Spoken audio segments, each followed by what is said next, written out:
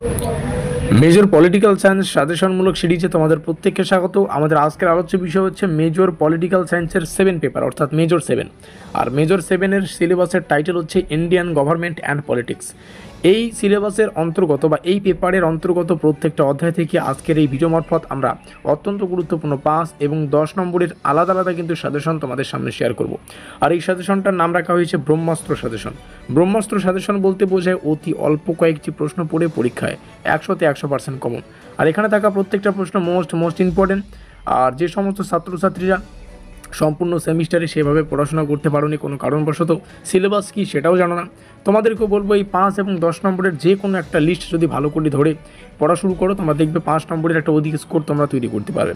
আর যারা সম্পূর্ণ সেমিস্টারে সঠিকভাবে পড়াশোনা করেছো, কলেজে ক্লাস করেছো, তোমাদের ভালো প্রস্তুতি হয়েছে, সেই ক্ষেত্রে আমি বলবো তোমরা কলেজের সাজেশনটাও যেমন ফলো করবে, সেই সঙ্গে যদি প্রাইভেট টিউশন পড়ে থাকো সেই সাজেশনটাও ফলো করবে, সেই সঙ্গে আমাদের আজকের যে সাজেশন এটাকেও ফলো করবে। দেখবে 3টে সাজেশন মিক্স আপ করে পড়লে পরীক্ষায় তোমাদের একটা ভালো স্কোর তোমরা তৈরি করে এই সেমিস্টারটা সুন্দরভাবে শেষ করতে পারবে।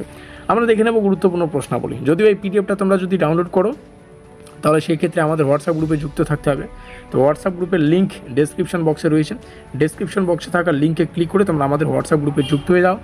আর পিডিএফটা কীভাবে ডাউনলোড করবে সেটা ভিডিওটির শেষে আমি বলছি।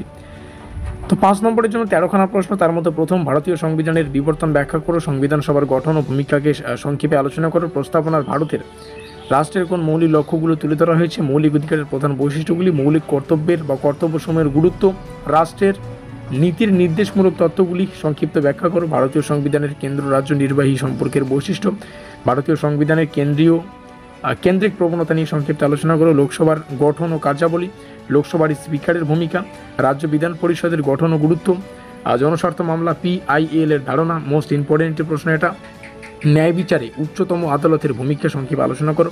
এবার 10 মার্কের জন্য 12খানা প্রশ্ন রাখা হয়েছে। যেমনটা বললাম প্রত্যেকটা প্রশ্নে মোস্ট ইম্পর্টেন্ট।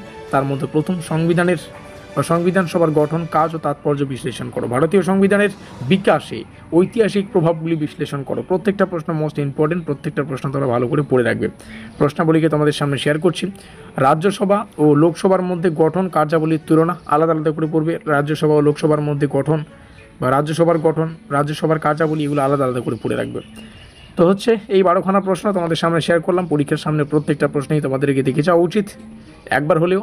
আর তোমরা চলো পিডিএফটাই ডাউনলোড করে রাখো, হোয়াটসঅ্যাপ গ্রুপে যুক্ত হয়ে নাও। কিছুক্ষণের মধ্যেই পিডিএফটা কিন্তু হোয়াটসঅ্যাপ গ্রুপে দিয়ে দেওয়া হবে। মিলতে হ্যাঁ মেজর সিরিজের বা মেজর পলিটিক্যাল সায়েন্স সাজেশনমূলক সিরিজের লাস্ট পেপার অর্থাৎ মেজর 8 পেপার নিয়ে।